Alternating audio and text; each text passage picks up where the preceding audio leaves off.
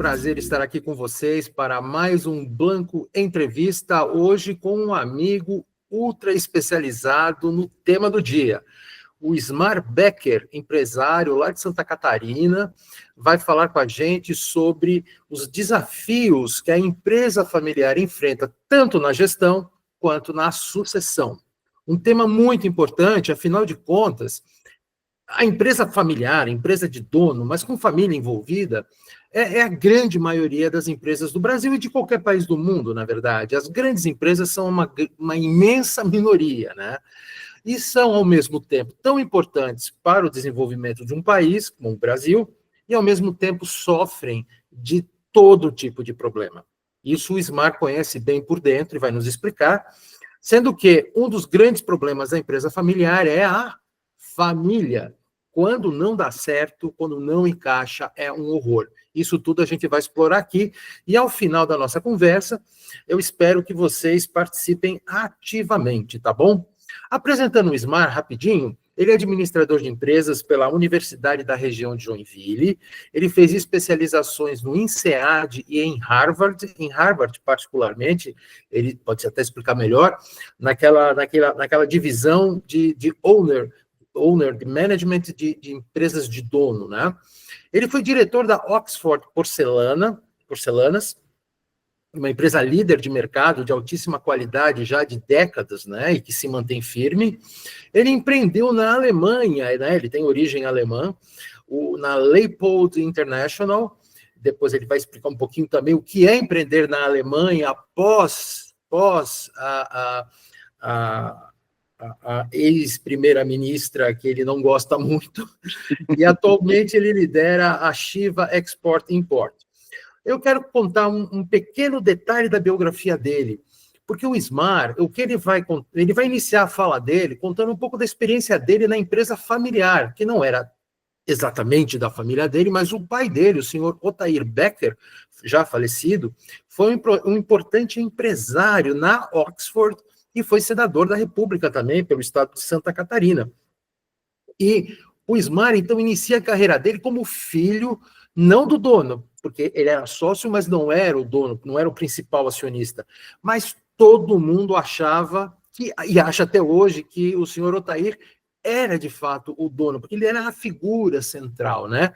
Então, o Ismar vai poder contar um pouco essa coisa de ser o filho do dono, ou percebido como dono, que assim, acompanha todos os filhos de dono que eu vivi na vida, que eu conheci na vida. Até porque, né, aí só falando de mim um pouquinho, eu visitei mais de 5.000 empresas na vida, né, na minha carreira de banco. E o número de empresas familiares que eu conheci nessas visitas, diferentemente do Ismar, eu via tudo com uma certa superficialidade, porque era uma visita, uma reunião, uma ligação, mas eu vi horrores e vi maravilhas, né? Então, isso tudo a gente vai explorar aqui juntos. Ismar, muitíssimo obrigado pela tua disponibilidade, pelo teu entusiasmo de participar dessa nossa conversa. Eu tenho um carinho pessoal por você muito grande, a gente já se encontrou várias vezes, inclusive aqui na minha Santos, né?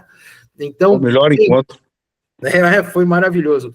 O microfone é seu.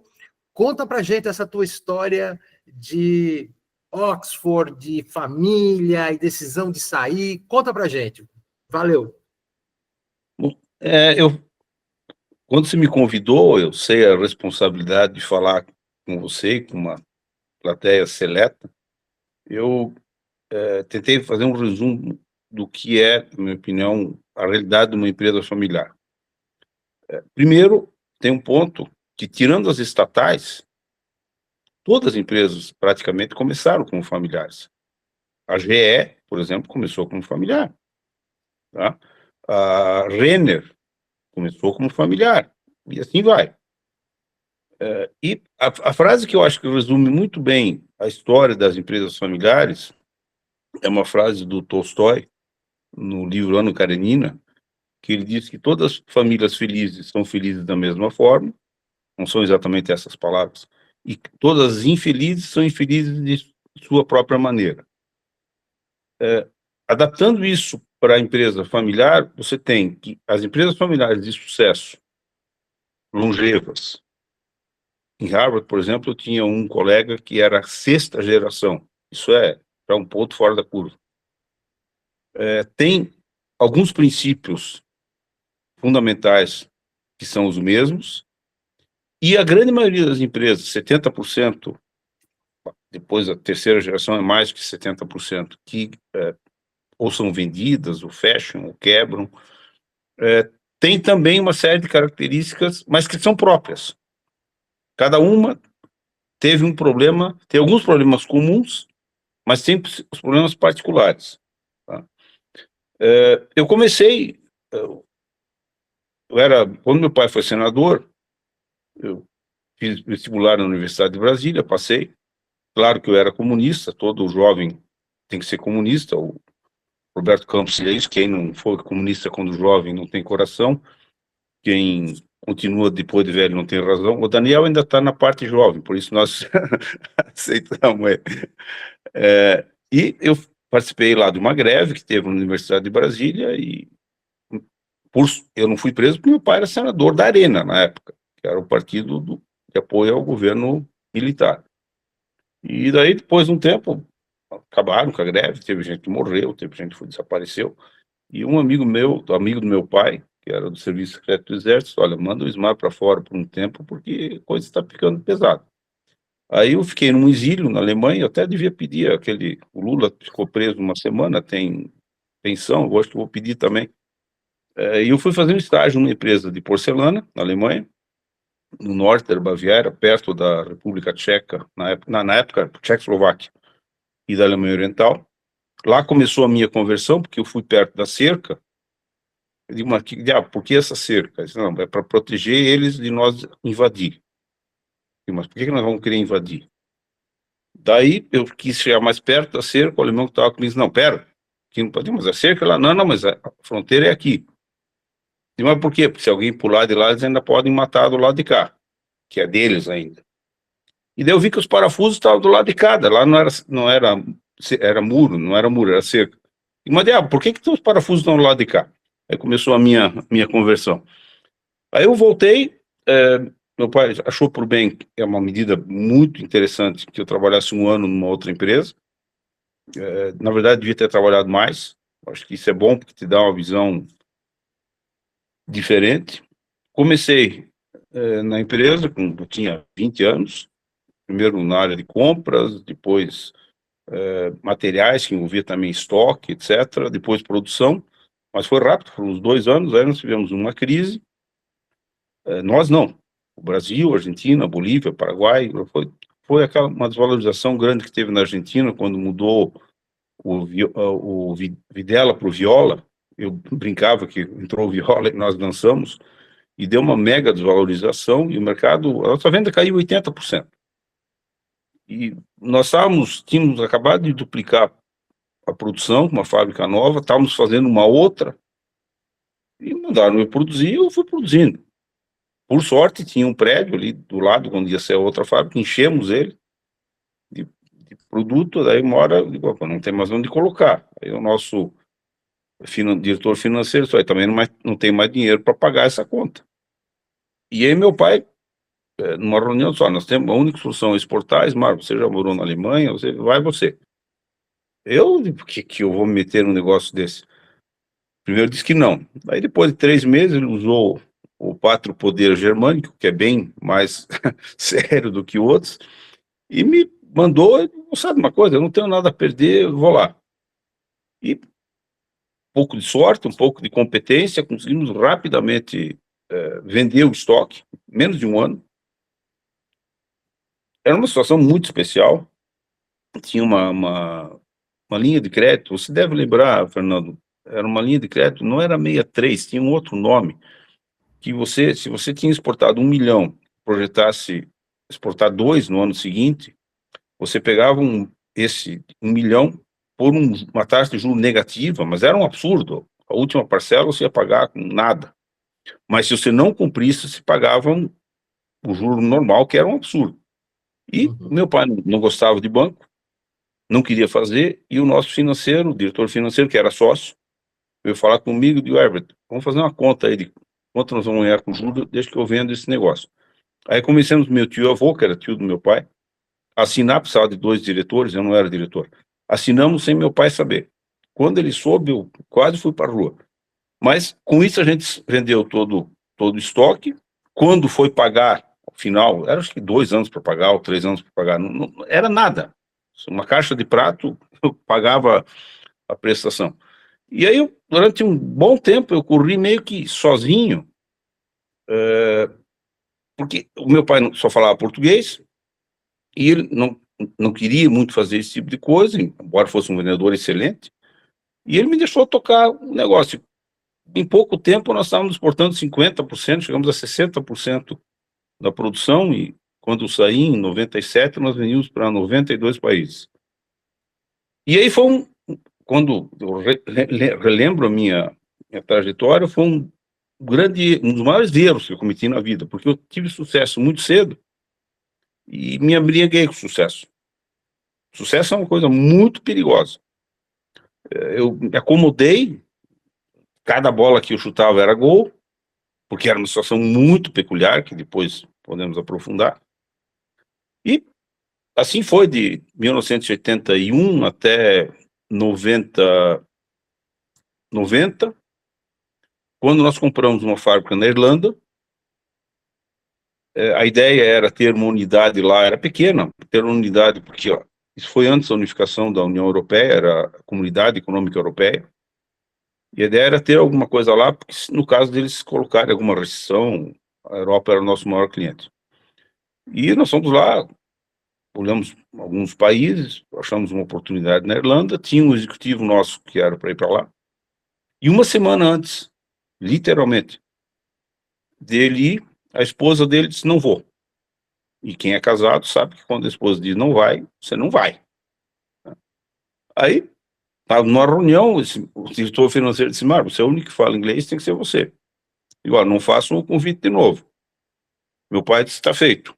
Eu não chamava ele de pai, né? Eu chamava ele de presidente. E o presidente, só um minutinho, deixa eu falar com a minha esposa. Fui na sala dele, liguei para minha esposa, digo, Linda, vamos para a Irlanda? Passear, tá? Não, ela sabia que a gente estava negociando a empresa. Não, morar uns 2, 3 anos. Ah, boa ideia, vamos. Voltei, e o presidente está resolvido, eu vou. Puta, levei uma esporra. Ah, como é que você vai resolver isso desse jeito? Meu pai era assim. Eu digo, presidente, você tem que falar com a tua esposa. Eu digo, já falei. Mas como falou? Eu digo, por telefone, ali na sua sala. Isso não é assunto para falar por telefone. Eu digo, presidente, nós temos um problema, resolvemos o problema, vamos passar para outro assunto da pauta. Cara, levei um pau. Na verdade, ele não estava preocupado comigo, estava preocupado com meus 2 filhos, que eram o primeiro e o segundo neto dele, ele não queria que a gente fosse embora. E eu cheguei lá, na Irlanda, no dia em que o Collor congelou o dinheiro. No dia. Saí do Brasil, por sorte eu tinha pouco dinheiro, tinha resgatado dinheiro comprado, na época era difícil, sabe disso, né? Comprado, na época era libra irlandesa, para poder comprar um carro lá. Então o Collor não me pegou. E nos 2 anos que eu fiquei lá, cara, foi um choque. Embora eu passasse 6 meses por ano fora, principalmente na Europa, viajando, mas uma coisa é viajar no país, outra coisa é morar. A inflação da Irlanda, no ano que eu cheguei lá, foi de 1,2% ao ano. Aqui era 1% ao dia. E aí eu vi que, pô, cara, esse troço vai chegar no Brasil e nós vamos ter que mudar o nosso modelo. O Oxford era uma máquina de fazer dinheiro, super eficiente. Aí fiquei 2 anos, quando eu voltei, eu tentei colocar isso para o meu pai, para os outros diretores, na época todos eram acionistas, mas como é que você vai fazer uma mudança numa empresa que tem um lucro indecente? Aqui que esse cara quer incomodar a nossa vida. Daí, para piorar, me mandaram para o INSEAD fazer um programa que chama-se PGA, Programa de Gestão Avançado. Existe até hoje, é uma cooperação da Dom Cabral com o INSEAD, que para mim eu via na teoria o que eu tinha visto na prática. Então, quando eu voltei, cara, eu cheguei aqui e disse para minha esposa, digo, Linda, eu vou pagar a empresa e vou pedir a conta. Quase apanhei. Fiquei mais 3 anos, foi a pior época da minha vida, entrei em depressão, até que um dia eu tomei a decisão de pedir a demissão. Eu falei com meu pai antes, dei prazo, evidentemente, 6 meses. Quando eu saí, São Bento, hoje ainda é uma cidade pequena, média, 85 mil habitantes. A Oxford, na época, ainda é hoje o maior empregador. Meu pai tinha sido prefeito da cidade, senador, todo mundo conhecia. E eu era o príncipe herdeiro, não o Charles, tá? Vamos pegar um outro, um outro príncipe. Teve um amigo meu que queria me bater. Cara, você é louco. Não é mais para mim. E, ao longo da conversa, eu posso contar mais detalhes. Aí comecei a minha própria empresa, na verdade, uma, depois outra, mais duas, essas eu fechei, depois comprei uma empresa na Alemanha, e praticamente todos os meus clientes são empresas familiares. Alguns na primeira, alguns na segunda, tem que estar na terceira geração. Então, a empresa familiar faz parte do meu... Desde que eu nasci, meu avô era empreendedor, meu bisavô era empreendedor, meu pai, o networking dele, assim, pessoas incríveis. Só de estar junto com ele eu aprendia demais. Por isso que eu sou apaixonado pelo tema. Maravilha, Ismar. Super obrigado por contar a sua biografia, né, de vida, uma coisa muito rica. Agora, me conta uma coisa, com base na tua vivência, a maior parte dos herdeiros toma uma decisão como a tua, tipo, não tá legal para o meu gosto, eu vou embora tocar minha vida, ou a maioria fica insistindo, brigando? Como você enxerga isso em termos gerais? As experiências práticas, quer dizer, os casos práticos que eu conheço e outros que a gente vê, você tem dois problemas. Primeiro que o pai ou a mãe, geralmente é pai, né? Projeta o sonho dele para os filhos. Só que não necessariamente os filhos querem sonhar o sonho do pai. Eu tenho um irmão, tenho dois irmãos, tenho um irmão que ele queria ser jogador de futebol. Meu pai não queria, ele é uma pessoa frustrada até hoje. Eu falo porque ele me permitiu falar. Né? Uhum. Conheço outros casos. E vamos pegar um caso recente agora. O Brasil ganhou o primeiro Oscar de um cara que é um dos maiores acionistas do Itaú. Você imagina esse cara como diretor do Itaú. A lambança que ia ser. Quer dizer, o Itaú ia ter um péssimo diretor e nós não íamos ter um Oscar. Agora, também tem casos, estou fazendo uma consultoria para uma empresa, não posso dizer o nome, evidentemente, em que os dois filhos disseram para o pai, pai, nós não queremos trabalhar aqui. Sonho, primeiro, carisma. Meu pai era uma pessoa que tinha um carisma, ele era rude, às vezes até agressivo, mas tinha um carisma irritante. Tá? Ele falava com o peão, falava com o presidente da República, ele teve uma briga com o Geisel quando ele foi senador, o Geisel chamou ele, quis chamar a atenção dele, ele mandou o Geisel catar coquinho, ele mandou uma ex-presidente, a única que nós tivemos, para aquele lugar, ele era o presidente da companhia de gás, ela foi querer levantar a voz com ele, ele mandou ela, mas literalmente para aquele lugar, mas era um cara que tinha assim era contagiante o carisma dele. Bom, isso você não herda, Uhum. tá? Você também não herda essa característica com relação, escrevi um post sobre isso, com as pessoas que foram as pessoas chaves na construção da empresa. Mas existe um problema do pai querer que o filho o suceda, existe a pressão da família, da sociedade, da esposa, para que o filho assuma esse papel. Muitas vezes o filho não quer. Ou ele vai no vácuo. É o maior erro que alguém pode cometer para a empresa e para si mesmo. De novo, vamos pegar o caso do Itaú. É, eu concordo totalmente. Eu vou contar duas coisinhas rápidas da minha experiência pessoal. Eu até recentemente, há 2 meses atrás, eu era diretor do grupo JHSF, que é o grupo mais importante do Brasil na indústria do luxo, hotéis, restaurantes, shoppings, aeroporto, construção civil. O que ali é um caso muito interessante. não só a segunda geração assumiu o papel do fundador, muito jovem, com 30 e poucos anos de idade, e ao mesmo tempo promoveu uma mudança estratégica assim, absurda, porque antes o grupo construía apartamentos, prédios de escritório, e de repente migrou para o luxo. Construiu o shopping mais importante da cidade de São Paulo, um conjunto habitacional monstruoso, só de alto luxo. E eu conheci por acaso, porque eu fui ser cliente lá. E depois, sei lá, 20 anos depois, eu acabei indo trabalhar no grupo. Então, assim, uma coisa impressionante, né? Muda, o filho assume o papel do pai, fazendo uma virada estratégica muito radical. E deu muito certo. Isso é Então, muito difícil. É muito difícil, né? É um negócio fora da curva. Eu estou colocando, querendo a tua opinião. O outro caso que eu vivi foi muito interessante. Eu fui visitar uma empresa no interior de São Paulo, isso há 25 anos. O dono, eu tinha 40. E o dono da empresa devia de ter uns 65, quase a minha idade, né? A tua idade. Para mim, ele era um velhinho. Eu nunca me esqueço dessa situação. Ele era um velhinho. Me pegou pelo braço. Eu era bem conversado, tal, elogiando a empresa dele. Ele me levou para conhecer.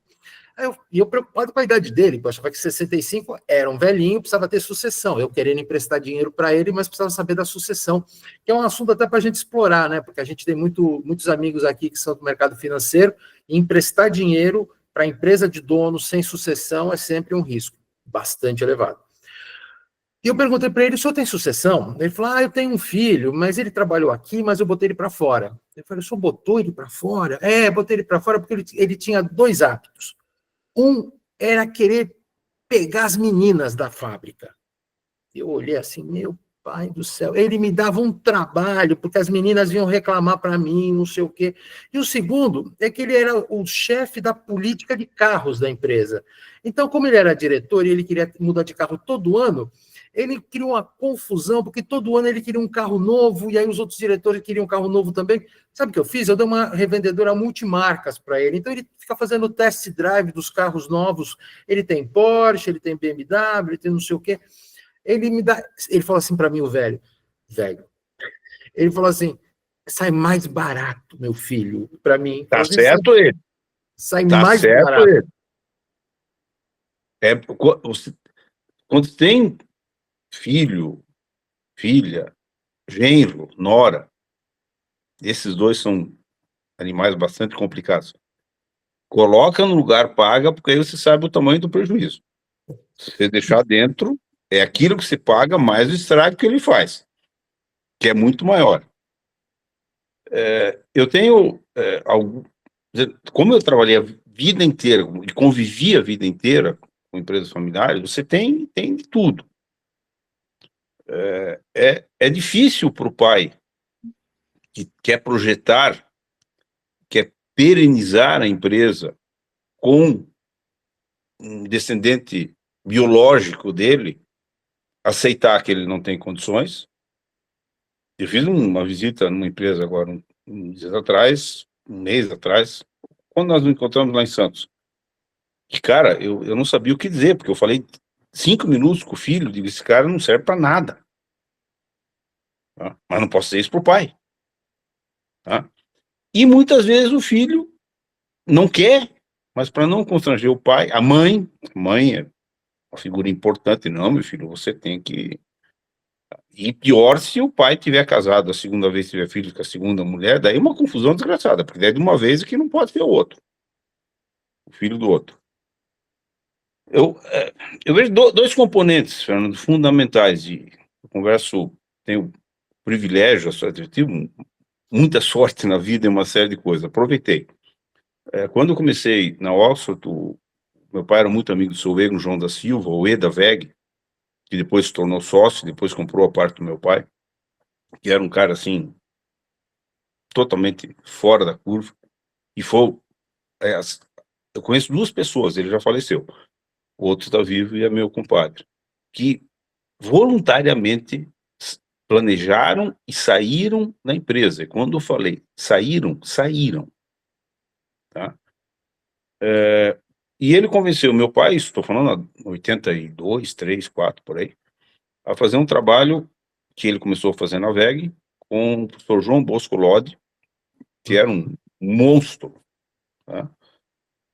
E ele vinha de Curitiba, de São Paulo para Curitiba, nós tínhamos que buscá-lo, na época metade da estrada não tinha asfalto, e meu pai queria mandar um motorista. Ele, presidente, você está louco? Pagava $1.000 por dia, início, 1980 e pouco. Eu digo, como é que eu vou mandar um motorista? Eu vou buscar o cara para ir conversando na ida e na volta. E virei amigo dele, pena que ele faleceu muito cedo, mas ele era um cara, assim, incrível.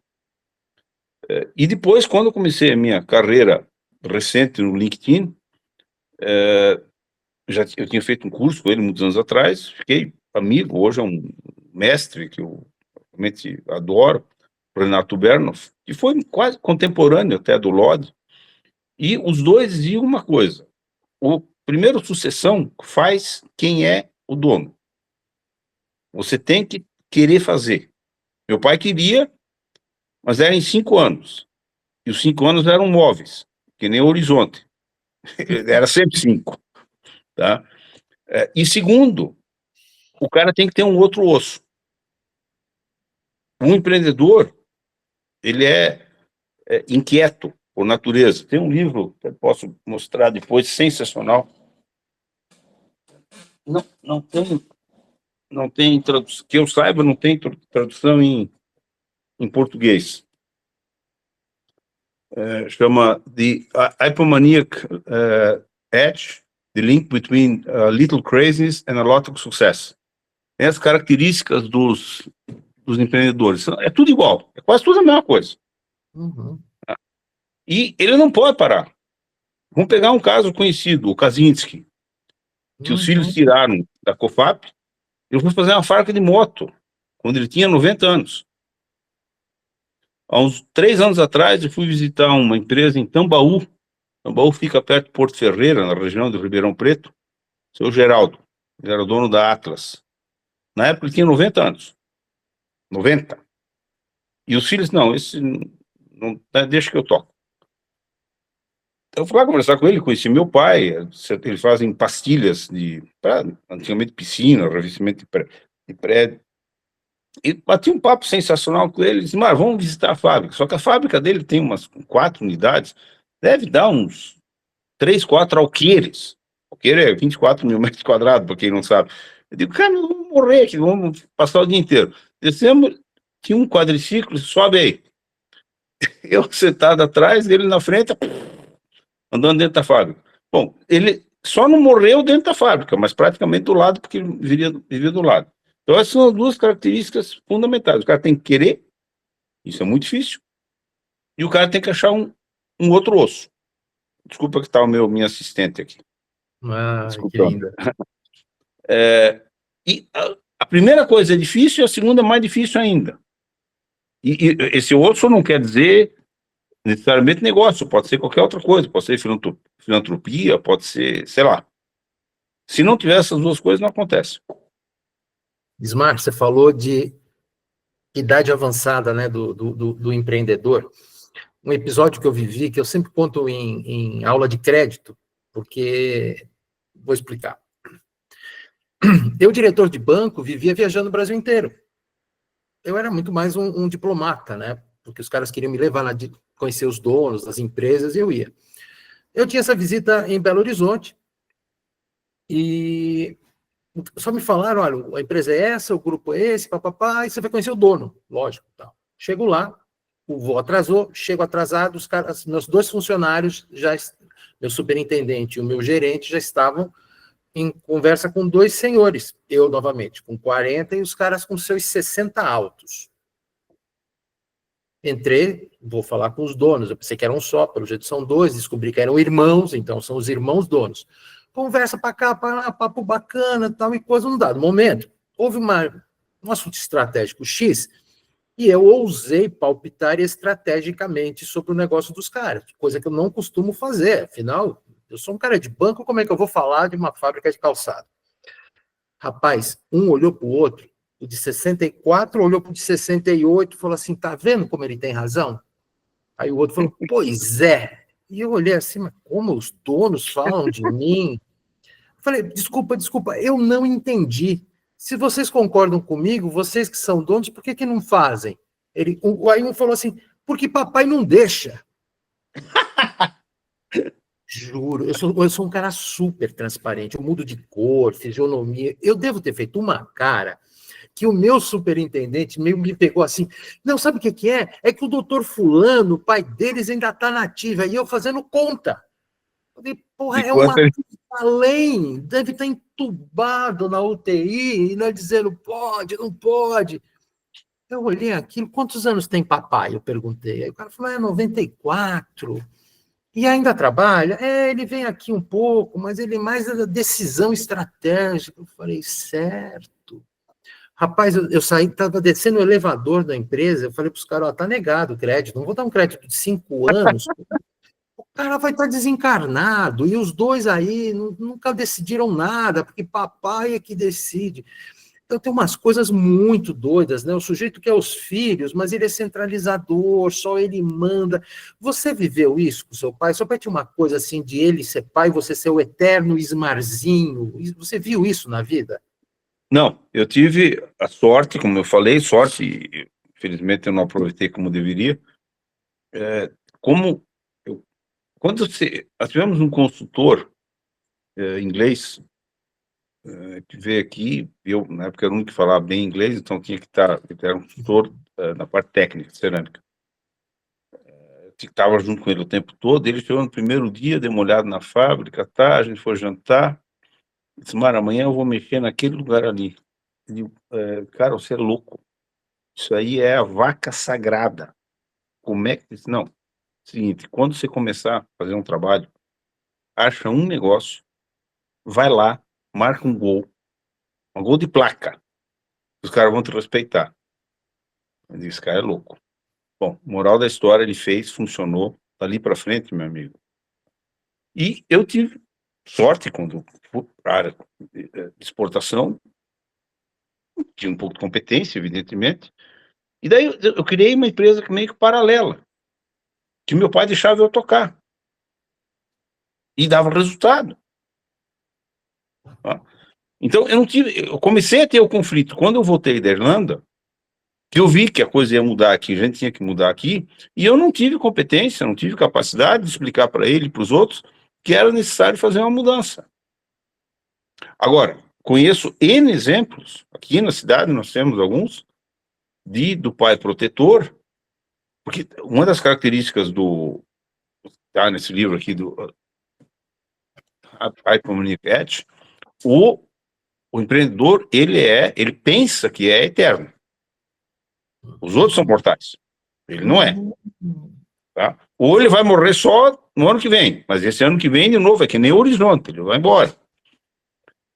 Então, é uma característica. Nós temos, tem um padrinho que era meu vizinho, mora aqui, morava a 300 metros. Ele faleceu com 94 anos, no ano passado, até 92. Ele era CEO de uma empresa que fatura 300 milhões, mas a capacidade, ele era um ponto fora da curva, então não dá para... E o detalhe, não era sócio e não era da família, ele era executivo, com 92 anos. E o chefe dele tinha 90. Não era um cronograma, era um gerentograma.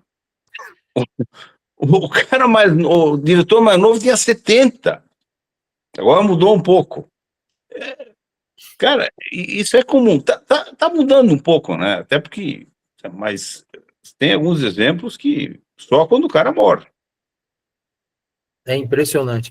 No caso dos mineiros, eu descobri 5 anos depois, que, lógico, o fundador, o papai, faleceu mesmo, e um dos filhos se suicidou. Foi uma coisa muito trágica, traumática lá na cidade. E a empresa naturalmente entrou em RJ. Então eu tive toda a razão. Vou contar um caso rápido. Banco quebra por conta de família.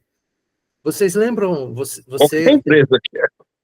Qualquer, mas a gente acha que banco é inquebrável, né? Você que é da minha idade, o Banco Econômico, lembra do Banco Econômico? Sim.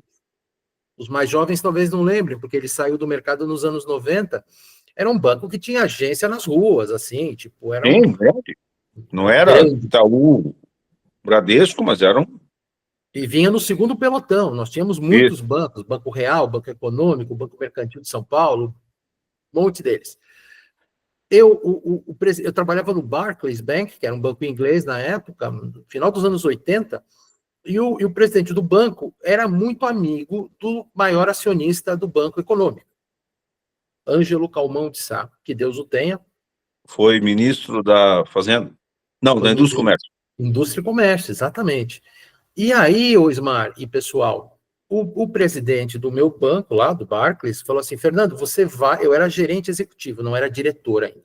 Você vai lá em Salvador, você vai visitar o banco, eles vão te abrir tudo. Por quê? Porque eu quero emprestar dinheiro não para o banco, eu quero emprestar dinheiro para as empresas não financeiras do grupo. Beleza. Naquela época havia muito essa noção de que empresa que pertence a um grupo de banqueiro não quebra, porque o banco vai segurar de um jeito ou de outro, porque pega mal uma empresa... Depois eu vou te contar uma história sobre isso também. Beleza. Rapaz, eu fiz toda uma agenda conversando, marcando com um monte de gente. Quando eu chego lá, eu fiquei 3 dias para fazer 2 reuniões. 8 foram desmarcadas. E tipo assim, não é que desmarca agora às 2 da tarde, remarca às 6 da manhã, às 6 da tarde do dia seguinte. Não. Doutor Fulano viajou. Doutor Beltrano não estará disponível. Doutor não sei o quê. Ô, Ismário, eu até cunhei a expressão, você falou essa do gerontograma, aquele lá era do parentograma, porque era tudo parente, era filho, sobrinho, cunhado, tinha uns sobrenomes diferentes, e o Sim. único cara que me atendeu era um dos filhos do Ângelo, um filho temporão lá, um moleque devia ter uns 28 anos de idade, tinha uma diretoria enorme, uma sala enorme, e eu reparei que nas paredes da sala dele, que era enorme, só tinha foto de pescaria de alto mar, aqueles peixes espardates, Marlinha, aqueles... marlim. Aí eu perguntando pro cara, escuta, não, isso aqui é minha vida, toda sexta-feira eu não venho, vou pescar. Eu falei, conta mais, porque uma das especialidades do cara de crédito é da linha. Você Exatamente. dá linha, como brincava o meu chefe, você dá um banquinho, bota embaixo de um galho, aí você dá uma corda, aí você ensina o cara a jogar a corda pelo outro lado do galho, sempre se enforca. Rapaz, todos os sobrenomes diferentes que estavam no organograma eram parentes. Porque assim, o cara era Ismar Becker, mas no meio tinha um Calmão de Sá Becker, entendeu?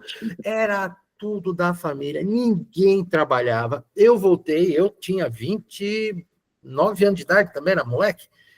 Cheguei para o presidente do banco e falei assim: ó, tá tudo negado. Falei, como assim? O Ângelo é meu amigo, pediu uma gentileza, te recebeu lá. Falei, não, ele não recebeu. Os vice-presidentes não receberam, só um diretor recebeu e um gerente muito mal-humorado que falou mal do grupo o tempo todo. Isso aí não vai dar certo. Meu, deu 2 anos, o banco quebrou, as empresas do cara todas na época era concordata. Então, sabe que é um aviso que eu dou para o pessoal de banco que está assistindo aqui, que essas empresas de banco que não são, empresas de banco não, empresas de dono, familiares, seja banco, seja o que for, que não são profissionalizadas, e aí quando eu falo profissionalizado, eu te jogo a bola, não significa que tem que contratar diretor executivo de fora, mas a família tem que ser profissional, tem que trabalhar de verdade. E aí Então, eu te devolvo, e aí tu me comenta também sobre isso. Eu vou contar o caso de banco também, Bamirindos, tá? Uhum. Aqui de Curitiba. Teu Eu vizinho? namorei com uma menina que era meio que sobrinha de um deles. Caiu um avião com os dois, três irmãos, que eram realmente, e sobrou o Zé Eduardo. Exato. E, tudo bem, vá. Nós, no INSEAD, até a gente brinca na nossa turma, do PGA, tinha diretores do Nacional, que quebrou, do Bamerindos, que quebrou, e um que foi o último CEO do Banco Santos. Nossa. O pessoal de banco lá. E, na época, não é o reitor, mas era o diretor do INSEAD, chamava Dominique Eu, era um francês espetacular, e ele era assessor do Bamerindos. E o Bamerindos fez um... O Bamerindos tinha os diretores que estavam lá conosco, eram extremamente profissionais, mas o Zé Eduardo mandava, Sim. ponto, mandava. E ele resolveu fazer uma fábrica de papel. Eu Papel financei. jornal. Eu Papel financei. jornal. Ah, você? Bom, e o professor Dominique, nós estávamos discutindo, não sei o que foi, ele era um cara assim, um francês bem... Eu já falei pro Zé Eduardo que aquela merda, usou essa expressão, shit, em inglês, vai quebrar esse banco. Quebrou. Quebrou, a fábrica nunca funcionou. Todo mundo era contra, como é que chamava? Impacel, não? Acho que era Impacel, ou coisa bem parecida. Ela nunca funcionou, eles erraram a engenharia da diabo da máquina. Tá. E eu já avisei que vai quebrar essa merda nesse banco. Não deu outra. Foi decisão monocrática. Está em moda agora, a decisão monocrática. Em outra dimensão, mas o José Eduardo, ele era fazendeiro, ele dos 4 irmãos, ele era o que gostava de fazenda, e os outros 3 gostavam de banco, os 3 morreram no avião. É como se colocasse o Salles, em vez de ser diretor de cinema, diretor do Itaú. Ele ia financiar um monte de filme, mas provavelmente ia quebrar o Itaú antes do Unibanco. Exatamente. E... Ô, Ismar, fala com a gente, explica para a gente um pouco a tua visão sobre profissionalização de empresa de dono ou empresa familiar. O grande exemplo positivo que eu conheço é do Grupo Votorantim, né? Que Sim. Quando nós éramos mocinhos, eram 4 líderes, o José Hermílio de Moraes, o Antônio Hermílio de Moraes, o Hermílio de Moraes, esse não tinha um primeiro nome na frente, e o Clóvis Skripilic, que era marido da Maria Helena de Moraes, porque lá mulher não podia trabalhar. É uma coisa antiga, né? E esses 4 mandavam em tudo, dividiam o grupo em feudos. Esses 4 tiveram uns 20 filhos, alguns muito competentes, outros nem tanto. Aí eles fizeram, me lembro disso, contrataram uma consultoria, que eu não me lembro qual agora, eu acho até que foi aquele pessoal que é do John Davis, se eu não estou enganado, lá de Harvard. Cambridge. Foi meu professor em Harvard. É genial, eu tenho todos os livros dele. Ele não é, a didática dele não é muito boa, mas, cara, o sujeito ele fez, desculpa interromper, nós tínhamos aula de segunda, o OPM, Honor and Present Management, é um negócio assim, brainwash. Eu ia fazer 55, e, cara, eu tenho que me reciclar, pensei para mim, e segundo, meu filho ia fazer o MBA, o meu primeiro filho, depois o segundo fez também, no INSEAD, e, porra, eu não posso ficar para trás. O cara me ia fazer um INSEAD, eu tenho que fazer alguma coisa para poder falar com ele. E daí resolvi fazer um application para o OPM, que é um negócio assim, incrível. E o professor de gestão de empresa familiar era o John Davis. Um pouquinho depois ele saiu, ele foi para o MIT. Tá? Acho que um ano depois, o OPM que eu fiz foi em 13, 14, 15, eu acho que ele saiu em 16 ou 17. E tem inclusive um escritório no Brasil, Cambridge. E ele, um dia, primeiro nós convidamos ele, era um monte de brasileiros, tinha mais de 20, convidamos ele para jantar, foi uma conversa assim, sensacional. Daí um cara perguntou, disse, professor, o senhor tem algum cliente no Brasil, tem um que o senhor não pode falar? Não, tem um que eu posso falar. Silvio Santos, eu fui lá 3 vezes. Em 2013, ele cobrava $100 mil por dia, quando ele ia fazer consultoria. Por dia. 2013. Quanto é que dá isso hoje? Na época já dava um monte de dinheiro. Ele disse, eu fui 3 vezes, na terceira vez eu falei com o Silvio, Silvio, legal, tudo, mas não adianta eu continuar aqui. Eu não vou mais fazer outra. Por quê? Não, porque a tua sucessão vai ser só quando você morrer. Aconteceu. Tá? E um dia ele nos convidou, nós tínhamos aula de segunda a sábado. Ele disse, olha, eu vou fazer uma sessão especial no domingo, para a gente fazer um brainstorming. Vou convidar algumas pessoas para fazer algum depoimento. Claro que foi todo mundo, o cara cobrava $100 mil por dia. E eu fui um dos escolhidos. Cara, chorou todo mundo. Porque tudo que todo mundo falou, de alguma forma, afetava alguém. É a frase do Tolstói. Existem, evidentemente, alguns, não regras, mas alguns princípios, e o John Davis colocou isso muito bem junto com o Tagiuri no modelo dos 3 círculos, de separar família, gestão de propriedade. Separar no sentido de que você tem que entender que quando você é só família, não é sócio ainda, teu pai, tua mãe não morreu, e quando você não é gestor, você tem um tipo de comportamento. Quando você é só sócio, você tem outro. E depois teve um outro, eu acho que esse eu não me lembro de quem foi o autor, mas quem usou bastante foi no Brasil, quem introduziu foi o Renato Bernoff, que é o modelo dos 4 chapéus, que além dos 3 círculos do Davis e do Tagiuri, inclui um outro, que eu acho muito importante, que é o do conselheiro ou mentor. E aí, eu vou citar o caso do seu Egon João da Silva. Eu me lembro como se fosse hoje, uma casa hoje é minha, era do meu pai, na praia, nós éramos quase vizinhos dele, e ele chegou um dia lá em casa para jantar e disse para o meu pai, agora em abril, maio, eu vou sair ele era o presidente da empresa, o equivalente a CEO, eu vou sair. E ele tinha 62. Meu pai, você está louco? Você vai sair com essa idade? Não, você falou que era 65, não, eu vou sair com 62. E saiu, foi para o conselho.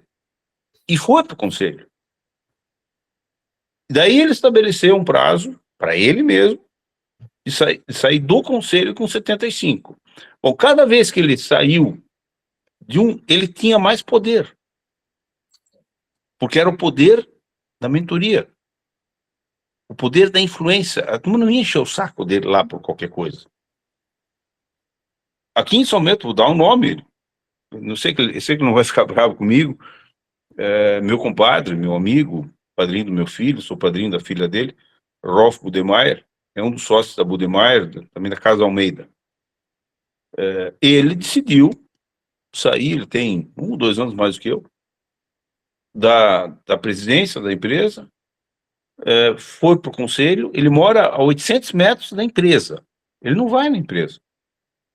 Só que quando tem que tomar uma decisão realmente importante, ele é consultado. E aí eu vou para um conceito que eu aprendi agora nesses 3 anos de LinkedIn, que eu adoro. É a diferença da inteligência fluida para a inteligência cristalizada. A inteligência fluida é aquela coisa, a rapidez, a agilidade que a gente tem até mais ou menos uns 30, e depois cai. Tá? Podemos comparar com o desempenho sexual. Vai um pouco mais longe, mas mais ou menos assim. E alguns ficam nessa e não desenvolvem a outra. A inteligência cristalizada é essa visão estratégica, não entrar em qualquer disputa, ver a coisa mais macro. Quem consegue desenvolver a inteligência cristalizada e abrir mão de decisões de inteligência fluida, eu conheço algumas pessoas, poucas, é incrível, porque eles vão te chamar para aquele momento em que realmente tem que ter uma decisão difícil.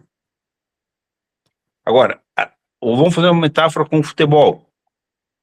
Tem algum jogador ficou até, o Túlio ficou até não sei quanto, teve mais um outro. Depois de um tempo, cara, vai ser técnico, vai ser dono do time, mas sai do campo, para de encher o saco lá. E ter essa inteligência não é fácil. Agora, uma coisa que tu pegou esse caso específico, é raríssimo, pode parar para pensar, e principalmente no caso de esportistas, né? O cara que é de altíssimo rendimento, a grande estrela do time, raramente funciona como técnico, como cartola do esporte, porque ele é tão acostumado a ser adulado, a ser endeusado, que ele não vai conseguir, ele não é team player, ele Sim, precisa que mas o a time inteligência, trabalhe para ele. a inteligência fluida, ela tem uma parte que é inata, né, que é o jogador. O cara ele é bom. Tá? Agora, o jogador que não é tão bom, mas treina mais, ele é melhor. Vamos pegar o Garrincha. O Garrincha era melhor do que o Pelé. Porque o Garrincha era um cachaceiro, pô. Ele bebia antes do jogo, durante o jogo e depois do jogo. Bom, deu no que deu. Pô. E desenvolver a inteligência cristalizada, a inteligência a fluida, ela vem, se desenvolve. A cristalizada tem que ser burilada, trabalhada, porque você tem que. Eu estou tendo comecei 3 anos, comecei no LinkedIn, a atuar como conselheiro, já estou numa empresa, estou começando uma segunda. Você não, como conselheiro, de vez em quando eu tenho que morder na língua, porque eu quero ir para ação, não. Hands off e nose on. Você tem que dar estratégias. E a sensação, acho que essa é a dificuldade mais difícil. Meu pai, por exemplo, não entendia isso. Poder é uma coisa que muda ao longo do tempo. O poder operacional, que é o ligado à inteligência fluida, é uma coisa. O poder estratégico, que é ligado à inteligência cristalizada, é outra. A sensação de poder, você não manda o cara fazer, ou não manda o cara fazer. Você influencia. É uma coisa diferente, mas eu estou, não vou dizer começando, mas há algum tempo, dá muito mais prazer. Uma é um orgasmo rápido, a outra você prolonga bastante. E isso, muitos empreendedores, principalmente fundadores, não entendem. Casos como você citou do Votorantim, tem outros, mas são poucos. E Pão de realmente tem. Açúcar também.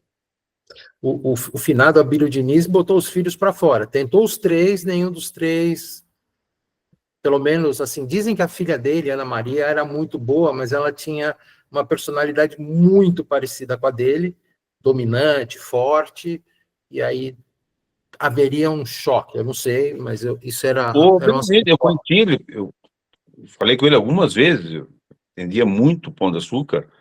Ele era um cara que só ia terminar quando morreu, como aconteceu.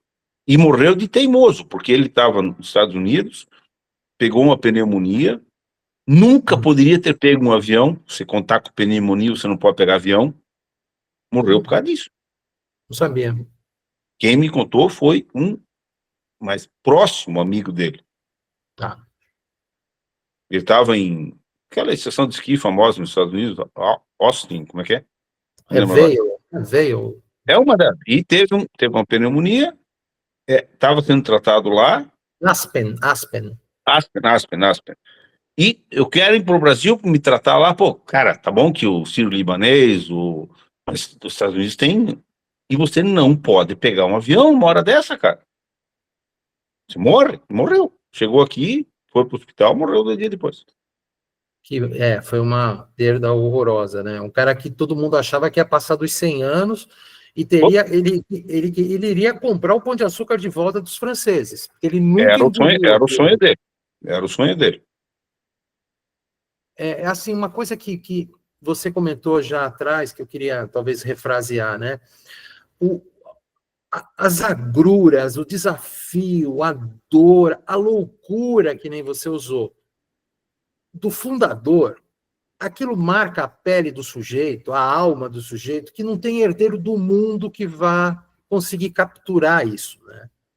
Eu não sei quem é o pai do conceito, mas não existe sucessão. Você pode ocupar uma posição, uma cadeira, que era do teu pai. Mas você não vai ser o teu pai. Tá? Você pode ser melhor, pior, igual, você não vai ser. O que você pode fazer é tentar transmitir princípios, valores familiares e do negócio, mas você nunca vai poder esperar que o teu filho... Eu tenho 2 filhos, eu sou de descendência germânica, minha esposa de descendência italiana. O meu filho mais velho tem a cara da mãe e o gênio do pai, coitado. O mais novo tem a cara do pai, coitado, e o gênio da mãe. Eles são totalmente diferentes. Os dois, felizmente, têm a sua competência. Nunca quiseram trabalhar comigo, porque eles viveram um período em que eu estava em atrito com meu pai, antes de eu sair. São super bem-sucedidos, engenheiros, fizeram um MBA no Brasil, fizeram um MBA no INSEAD, mas são totalmente diferentes. E eu tenho que aceitar isso. E tem, principalmente as pessoas, nós estamos na faixa aí dos 60 e poucos, as pessoas, como meu pai, que faleceu com 79, pessoas que eu ainda conheço, elas não aceitam isso. Não, porque é meu filho, eu transmiti para ele. Não transmitiu coisa nenhuma. Tá? Você pode ter, como eu tive, já falei diversas vezes, a sorte, desde criança, me lembro muito bem, eu tinha 7 anos, eu fui com meu pai de carro para São José dos Campos, Pedreira e Porto Ferreira. Em São José dos Campos tinha uma fábrica de cerâmica chamada Bonádio, na época era cerâmica de mesa, né, concorrente à Oxford, ou melhor, a Oxford era concorrente deles, porque era uma diferença enorme. Depois fomos a Porto Ferreira, onde Nadir Figueiredo, grande empresa familiar, conheço muita gente lá, agora foi vendida, agora não, faz um tempo foi vendida, tinha uma fábrica, e fomos a Porto Ferreira, onde tinha cerâmica Porto Ferreira, de um dos decanos, na época da indústria cerâmica de mesa do Brasil, o doutor Nicolau Ferreira Fojas. E quando nós terminamos, estava voltando, eu disse meu pai, eu tinha acho que 7 anos, eu digo, pai, que vergonha, meu Deus do céu. A Oxford era mais um novo, nada perto dessa empresa. Ele disse, mas nós vamos quebrar todas. Eu digo, tá louco? E quebrou. Por quê? Porque ele mudou a cerâmica na época, uma cerâmica de mesa fazia prato, xícara, travessa, sopeira, cinzeiro, pinico, tudo. Meu pai pegou e foi para focar. Portanto, nós tínhamos uma fábrica que fazia 2 itens, prato fundo e prato raso, 365 dias por ano. Só, não mudava. Quer dizer, hiper especialização. O erro dele mais tarde foi manter isso porque o mercado tinha mudado e queria diferenciação de produto, etc, etc. E eu me lembro, claro, essa visão que ele teve e que tornou a Oxford a maior empresa da América do Sul, uma das maiores do mundo, em termos de produção. Eu tive a sorte de estar junto, de ver algumas coisas, e ele também tinha um network incrível que me possibilitava conviver com pessoas. Eu brinco, o que eles derrubavam na mesa, para mim, era um banquete. Pessoas assim, incríveis. Mas isso não é sucessão genética, isso é meio. Tá? Quem falava isso muito bem era o Lodge. Não tem mais para comprar novo, mas tem usado os livros do Lodge. Tem um que é espetacular, Sucessão em Conflito na Empresa Familiar, Uau. que é eu tive sorte, cada vez que eu ia a São Paulo, meu pai liberava, só pode ir jantar, almoçar com ele, pagar a conta. Tipo, o cara era tem uma série de regrinhas básicas que o pai tem que tentar influenciar o filho fazer, e o filho tem que querer fazer, evidentemente. Uhum. E é não só entender do negócio, mas ter uma cultura holística, ler uma série de coisas, não só de negócio, ter um networking interessante, tomar cuidado com as amizades tóxicas, que é o que mais tem, principalmente na empresa familiar de sucesso. Enfim, são algumas coisas básicas que é o que, voltando lá para o começo da frase do Tolstói, que as famílias que fizeram uma sucessão bem-sucedida, o Votorantim é um caso, tem todas umas características que são comuns. E as que não fizeram, cada uma fez a besteira da sua forma, mas tem algumas características também comuns. Maravilha. Ismar, a gente acaba de completar 1 hora. Eu queria abordar Passou 1 hora já. Passou, está fluindo muito gostoso. Eu queria te pedir para elaborar sobre a questão da profissionalização. Aquela coisa de como o dono barra a família costuma lidar com o profissional contratado. No LinkedIn, a gente, aparentemente, quase sempre, a gente só mostra o sucesso, né?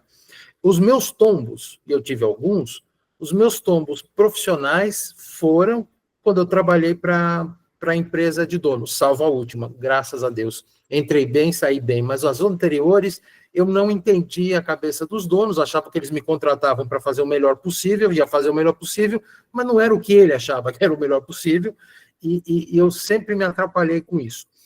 Então, assim, eu fui CEO de empresa de dono e não dei certo. É uma coisa curiosa. Então, até uso nas minhas mentorias, quando o assunto cabe, o cuidado que tem que ter. Na tua experiência, na tua vivência, a contratação de profissionais externos para lidar com uma empresa de dono de família. Deixa eu pegar um gancho aqui. Você falou do LinkedIn, que as pessoas falam, vou dar uma dica para quem quer começar a escrever no LinkedIn. Quem conseguiu um engajamento bom, fala de uma besteira que você fez. Você consegue muito mais engajamento. Porque daí as pessoas vão ver você como um ser normal que você é. Tá? Eu tenho um grande amigo hoje, infelizmente, ele está bastante ruim, está com mal de Alzheimer, que é um executivo brilhante, empresas grandes, foi conselheiro de uma série de empresas, um cara assim extremamente competente. E a visão dele como conselheiro era um martelo. Todo problema da empresa é um prego e eu tenho que tirar a família e colocar um gestor. Ou não é assim que funciona. Tá? Vou pegar o caso da Oxford. Teve 3, um deles faleceu, então tem problema. Os outros 2 estão vivos, também não tem problema. Se eles não gostarem do que eu falar, eu provo. Foi um desastre. Por quê? Porque meu pai não queria largar o osso. Vamos voltar para a lição do Renato Bernoff do osso.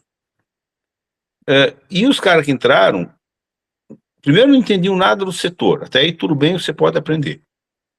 Mas não entendiam nada da cultura da empresa. E daí, esquece. Tá? O Peter Drucker dizia, a cultura come a estratégia no café da manhã.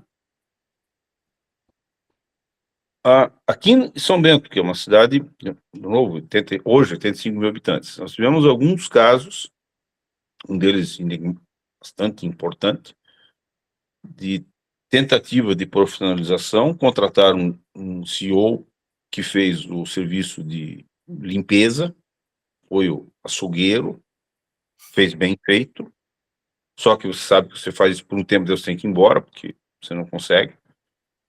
E os outros que sucederam foram um desastre. Até que eles resolveram pegar alguém da empresa e levaram, que conhecia a cultura da empresa, como CEO. A empresa hoje vai super bem. Vou dar um nome, chama-se Condor. Atua na área de pincéis, escovas, etc. Uma empresa benchmark mundial. Tá? Santa Catarina tem uma série de exemplos. Santa Catarina é um estado até um ponto fora da curva, porque tem muitas empresas de distintos setores, o estado é todo regionalizado em termos de atividade, e a proporção de casos de gestão profissionalizada que deram errado são muito grandes. Não que eu seja contra a gestão profissionalizada, não é isso. Mas não dá para dizer, o cara sai e entra outro. Eu comparo, até fiz um post sobre isso há algum tempo atrás, com uma corrida de bastão. Durante um tempo, um tem que correr do lado do outro, tempo curto, na empresa tem que ser maior. Um segura o bastão até que o outro pegue o bastão. Chegar a cortar e botar outro, olha, é a crônica da morte anunciada. O bastão cai no chão nessa hora. Claro, é óbvio. Ou o cara pega o bastão e vai para o outro lado, ele corre para trás, corre para qualquer outro lado. Não tem, aqui no caso da Oxford foi um desastre total. Vou até fazer uma inconfidência aqui, como nós tivemos agora ontem, né? Inconfidência mineira, vou fazer uma inconfidência. Não vou citar qual, porque senão daí fica claro, um dos CEOs profissionais que entraram no Oxford, eu já tinha saído, inclusive como prestador de serviço, e um dia veio um cidadão que trabalhava lá, tinha pedido demissão, disse, Marta, está acontecendo isso e isso. Coisas assim, bastante sérias. Eu não tinha mais nada, já tinha saído. O meu pai não tentava falar, porque meu pai queria tirar ele, eu sabia, mas só que o seu ego já estava mais ou menos tomando conta da situação. Eu digo, tá, você tem prova disso que você está falando? Era desvio, literalmente. Tem. Eu digo, tá bom. Eu digo, se eu for falar com o seu, não com o seu ego, eu ia falar com um assessor dele chamado Balmer, cara, genial. Não, pode deixar que eu falo, fulano, ciclano, Beltrano. Liguei pro seu Balmer. O seu Balmer era o Birido Couto Silva do seu ego. Do gás. O que o Biri foi do Castelo Branco e do Geisel, o seu Balmer era do seu ego. Liguei para ele, tá, vem aqui amanhã. E ela tá, quando eu cheguei, ele disse, Mário, o ego, me chamava dele, o ego não quer falar com você. Balmer, eu não vim falar com o seu ego. Eu vim falar com você. Ele disse, quer saber uma coisa? Não preciso nem sentar, é rápido. Não, senta aí, tá, tá acontecendo isso, isso e isso. Peraí que eu vou falar com ele. A sala era uma do lado da outra. Saiu uma conversa de negócio sério com o seu ego, levava 2 minutos e meio, mais ou menos. Tinha 30 segundos para fazer o link e mais 2 minutos para colocar o assunto. Se ele entendesse, se ele comprasse a ideia dele, te dava 2 horas, 3 horas, 4 horas. E para falar de conversa fiada com ele, passar uma noite. O Balmer foi lá, voltou, Ismar, o Ego quer falar com você. Digo, você falou que o seu Ego não queria falar comigo? Não, mas ele quer. Tá bom, foi lá, seu Ego. Aí ele falou, Ismar, é um cara bem... Que diabo é isso? Eu só vim trazer aqui um ponto, eu não estou fora da empresa, não quero voltar para a empresa. Meu pai é sócio, um dia eu vou ter uma parte do que é dele, eu vim aqui apresentar esses fatos. Cara, ele passou a mão no telefone, ligou para meu pai, aí, aqui, temos que demitir o fulano de tal. Digo, meu Deus, eu não tinha falado com meu pai porque eu sabia que não ia adiantar. Ligou o telefone, Ismar, e agora? Sou eu, agora o quê? Não, o que eu faço? Digo, não sei, a criança é sua. E você? Cara, foi uma das decisões mais difíceis da minha vida. Eu devo ter dado uma parada de, não sei, minuto, mais ou menos. Era o que eu sempre queria, mas eu não queria mais. Aí eu disse para ele, digo, seu Ego, primeiro, eu fico lisonjeado, muito obrigado por esse... nunca esperava isso. Mas eu vou usar uma metáfora que o senhor gosta muito. O senhor vai entender. Eu sempre quis essa menina. Ela não quis dar para mim. Agora eu tenho uma outra, baixinha, feinha, mas me dou bem com ela. Não quero. Cara, eu quase apanhei. Quando nós saímos, o Balmer disse, mas você é totalmente louco ou quê? Como é que se vai negar um convite desse e usar essa metáfora? Digo, a metáfora porque ele entende do negócio. E a segunda que eu não quero. Cara, eu saí de lá leve. Aquele dia, realmente, eu cortei. Claro que não, muitas pessoas sabem dessa história. Até porque ele já faleceu, meu pai também já faleceu, então eu estou falando de mortos. Quando eu conto isso para alguns amigos meus, eu digo, você é louco, mas como é que você pode? Que não era mais o meu sonho. E aí nós Uhum, voltamos para que sonho você não herda. Você tem que uhum. construir. Pô, que bacana, que bacana. Coisa rara, eu diria, né? Uma parte das pessoas deixa a ambição tomar conta e aí acaba nem sendo feliz ou competente naquilo, né? Ismar, muitíssimo obrigado por essa aula, por essa parceria, por essa troca. Foi Vamos abrir realmente. as perguntas agora. Vamos. Primeiro a gente encerra aqui e depois a gente abre para as perguntas. Valeu, muito obrigado. Abraço.